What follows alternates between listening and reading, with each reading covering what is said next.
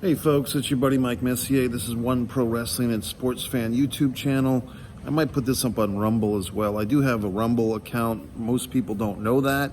It's kind of dead, but I'd put more stuff on there if more people cared.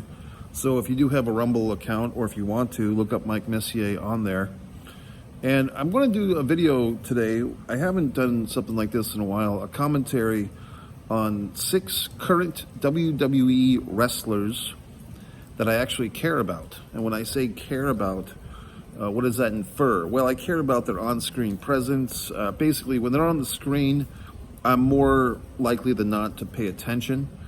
These are wrestlers that I just think are doing very well in their, in their wrestling. I don't want to say performances. This is not opera. But these are wrestlers that are doing their job well. And I'm naming 6. I actually, was going to do 5 or 10, but 6, it just happens to be the number. So let's get into it. The first one is going to be kind of a rookie on the main roster. I've seen her live several times at these NXT house shows that I've been to. It's a female competitor. I feel that she's much better as a babyface than a heel, but she's, I believe, currently a heel. Roxanne Perez. And, when I started going to these NXT shows, I'm probably the one person there that goes to the NXT house shows but doesn't actually sit down in front of the television and watch the NXT weekly program. There's some reasons for that. What are the reasons, Mike? I'll tell you. I find it to be overproduced. I find it to be too campy, too skit-oriented. I know there's some really good wrestling matches on those shows, on the NXT weekly shows, but I just never got into NXT as much as you might think, as far as the weekly programming or even their big shows. I just didn't. Part of that, I think, was Mauro Rinaldi, whatever, Mamma Mia. I just found his announcing, his commentary so over the top. It was annoying to me. And I did a video on that years ago, that if something was a 9 on a scale of 1 through 10 in the NXT, Mario would call it at 15. He was just so over the top with his commentary. It was just atrocious to me. Anyway, I probably missed out on a lot of the great NXT years. I know that I did. But going back to Roxanne, when I've seen her at these house shows, especially when she was a babyface, she always had the biggest smile on her face. She was always happy to sign autographs. She was a wrestler that actually looked like she was happy to be there. I don't think she was one of these, the NIL hires, like the basketball, the college people hires. And there's plenty of those in the NXT house shows that I've seen. People that really look a little bit lost in the headlights, like they really don't know what they're doing in wrestling, but they're being put in there because it's a paycheck, and they are not going to be able to pursue anything else professionally, athletic-wise. So they come into the WWE and so forth. So they get molded in the WWE environment. I could be wrong, but it looks like Roxanne Perez, she seems to be like a lifelong pro wrestling fan. You could kind of put her in the category. It seems like she's walking in the footsteps of Bayley quite a bit. But I do find her to be her own thing, her own person, and I do feel that I really think she should be a babyface because I think she connects with the fans, and I think WWE and all of wrestling does this a lot. They try to make these really good baby faces heels. I don't understand it sometimes, because in wrestling it's much easier to be a heel than a baby face, so you need more baby face, good guys, good girls. And I think Roxanne Perez would just be better serving pro wrestling, better serving WWE if she was babyface. And I'm a big fan of hers. And as a matter of fact, I have these photo sets on eBay, on the lowercase, the foreign object eBay store, of women wrestlers of Florida. And there's a rumor that Roxanne Perez is the number 1 photograph in the 2 sets. But anyway, Roxanne Perez is the first wrestler in modern WWE that I care about. Now I'm going to hit you with one that you're probably not expecting. This one is Uncle Howdy. I'm just going to say it. Uncle Howdy, the surviving brother of The Fiend, Bray Wyatt. What can we say? We haven't seen him or his Wyatt 6 on television in, I think, going on 4 months now. Maybe they'll have a big comeback at WrestleMania. I could see a thing and I'll even Babe Ruth this. I'll predict, why not, that the Wyatt Six is behind the John Cena heel turn. You know what I mean? I think that would be interesting if the Wyatt Six, led by Uncle Howdy and maybe Alexa Bliss comes out, if they all kind of took over the ring during that John Cena Cody Rhodes match at WrestleMania. I just feel that this Uncle Howdy and the real life and the character taking over the helm for his deceased brother, I think that's kind of interesting. Very interesting. I think they did a promo with Uncle Howdy, kind of interviewing himself, accusing himself of living off his dead brother's legacy. I thought that was a good conceit. I just think that they really started something pretty damn interesting with the Wyatt Six, and they just dropped it. And unless I'm forgetting something or I didn't see something, I don't understand it, because I think Uncle Howdy was one of the best things that they've been doing in quite some time. And I think it's interesting. I mean, you'd have to go back to David Von Erich and Kerry Von Erich and Ric Flair in 1984, where you had one brother kind of fighting for the honor of the other brother that passed away. And that's, they talk about, who's it, Jerry Jarrett, or Jeff Jarrett gives his father Jerry Jarrett. When you blur the real life stuff with the storyline stuff, that's money. And I just feel that Uncle Howdy was doing that, and for whatever reason, they're not on TV right now. And like I said, maybe WrestleMania, the Wyatt Six will come out. They'll have indoctrinated John Cena, and maybe John Cena will be hand in hand with Uncle Howdy. Who's next? Here's a guy, speaking of WrestleMania, a guy that's basically going to get like an upper mid-card match at WrestleMania. I mean, I could see this being like the 6th or 7th match on night one, or even the 2nd or 3rd match. Drew McIntyre, he's going to wrestle Damian Priest, I guess, which is, in a sense, a WrestleMania rematch from last year. Drew McIntyre is very clever. I mean, I don't know to what level he's writing his own promos, but I think it was last week on Raw when he said something, calling Damian Priest the Temu Undertaker. That was funny. That got a pop for me. I'm a fan of the Undertaker. I'm a fan of Temu. I'm not a fan of Damian Priest. No offense. I've heard he's a real nice guy. I think he's a little clunky and clumsy in that ring, and I don't quite get it. I think Damian Priest would serve better as a bodyguard or just a henchman, maybe that occasionally wrestles, but I just don't see this great talent in Damian Priest unless I'm missing something. But I do see great talent in the aforementioned Drew McIntyre. I just think that he's very good. Now, I did have a little bit of a Mandela effect moment. It was Drew McIntyre versus Randy Orton, and just a few days ago. And did Drew McIntyre get shorter? Because I remember this guy being like 6'8", and they're saying on commentary that him and Orton are the same height at 6'5". And I'm just looking at Drew McIntyre versus Randy Orton, and Randy Orton looks a lot thicker, like just a thicker, bigger guy. And I just didn't understand it, because I just remember Drew McIntyre towering over everybody, including Brock Lesnar. I always thought Drew McIntyre was like 6'8". I never met the guy. I never stood next to him. I'm a pretty large individual myself, but I just didn't understand what the hell's going on, because I always thought that Drew McIntyre was 6'8". I thought Randy Orton was maybe 6'3" or 6'4". I didn't realize Randy Orton was 6'5". But in any regard, it was just odd, because when I'm watching that Drew McIntyre Randy Orton match, it looked like Orton was 10 or 15 pounds heavier than McIntyre and the same height, and I just didn't know what the hell was going on, because it was boggling to me, because I just remember McIntyre being much taller and much bigger, and maybe he's getting a little bit older, but I don't think he's getting the Hulk Hogan thing where he's shrinking as far as height goes. In any regard, Drew McIntyre, now that we've discussed his weight and height for 20 minutes, Drew McIntyre is a guy that kind of got screwed. I mean, yes, thousands and millions of people died, but on top of that, Drew McIntyre didn't get to win the WWE title in front of a packed house at WrestleMania that year. Whatever year that was, if it was 38 or 39, WrestleMania, the 2020 WrestleMania, which to their credit, they went on with the show. That was like the first or second week, I think the second week of the pandemic hitting the United States. I give a lot of credit to WWE. They did go on with the show. They did a pre-taped WrestleMania for the first time.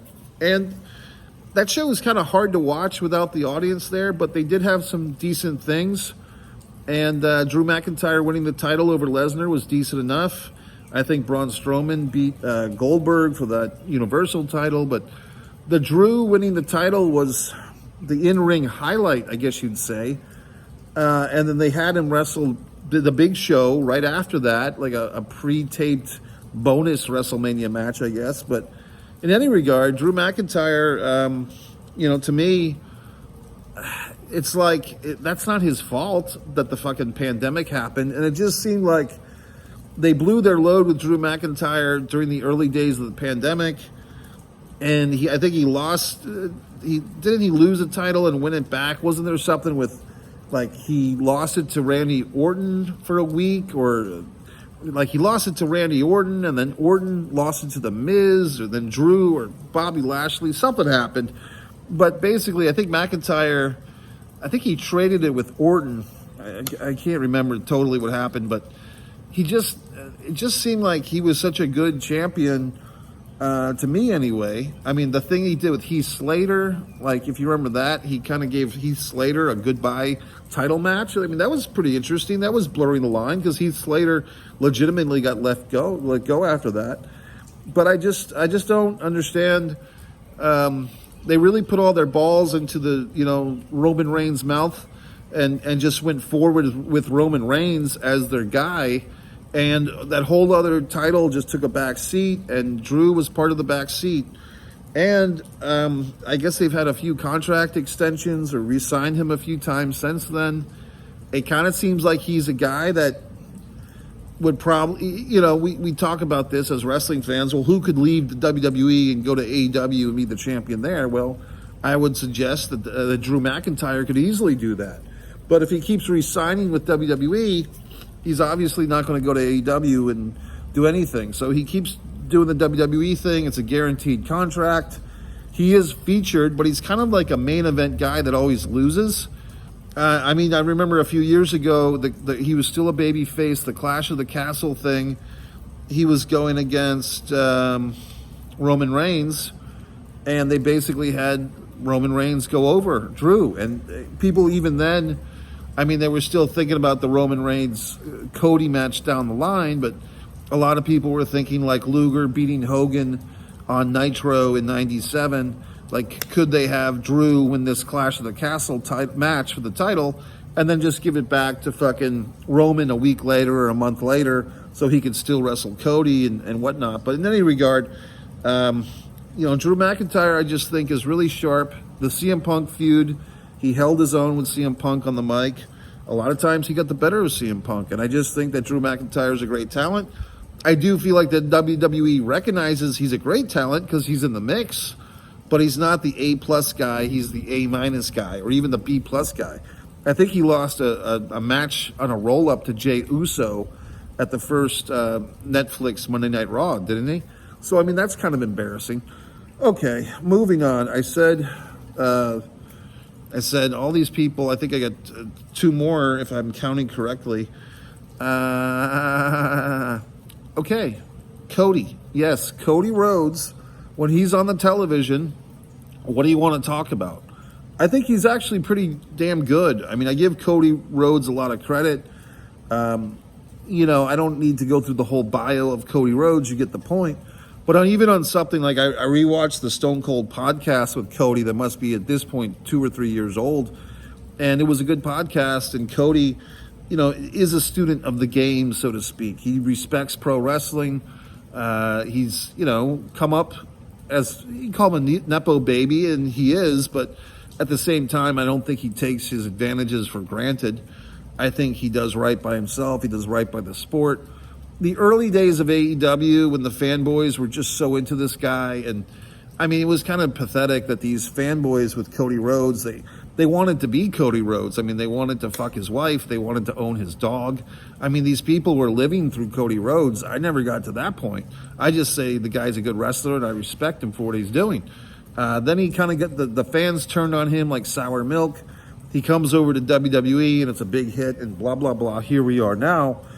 And I just think that Cody Rhodes, there's a level of sincerity, there's a level of him doing well and so forth. So I think that's my next pick there. And then I know there's one more. Am I messing up my count? Because I said 6. So let's just review. Roxanne Perez. We said Drew McIntyre. We said Cody. I just forgot the second person I said. Help me out here, but you can't because I'm recording this. So I said Roxanne Perez, and then I said somebody else, and then so I think I said to somebody else, unless I'm just confusing myself. But I'm going to Uncle Howdy, Roxanne Perez, Cody. So that's 3. Drew, that's 4. And now I'm boggling myself because this was the danger of doing 6. I'll give you the 5th one, The Rock. Okay? Now this is why the list is 6 instead of 5. And I hope that I'm remembering everyone because now I'm having a little blockage here. But The Rock, why would I say The Rock? I mean, he's not a full-timer. He barely wrestles once a year. He shows up when he wants. I just find that whether, he looks like he's totally off script. He's not doing scripted promos. Go back to, I think it was his last match, the tag team match, night 1 of WrestleMania a year ago. It's him, it's Reigns, it's Seth, and Cody, who looked like the real wrestler in that goddamn ring. It was The Rock. I mean, The Rock is 10 years older than everybody else in the ring, if not more. And The Rock looked like the real alpha male in the group. Like, just go watch it again. Watch the opening of that 4-man square-off at the beginning of that tag team match. Which one looks like the goddamn pedigree wrestler in that match? And so I just think that The Rock, he shows up. Yes, the character's been kind of unclear. Is he a heel? Is he a face? What the hell's going on with The Rock from week to week? I saw The Rock's post-Elimination Chamber interview, and he didn't really give a good answer for that. He kind of he's a tweener, I guess. But I do feel like The Rock, he's earning his paycheck or whatever the fuck. I think what can you say? I mean, he's got charisma.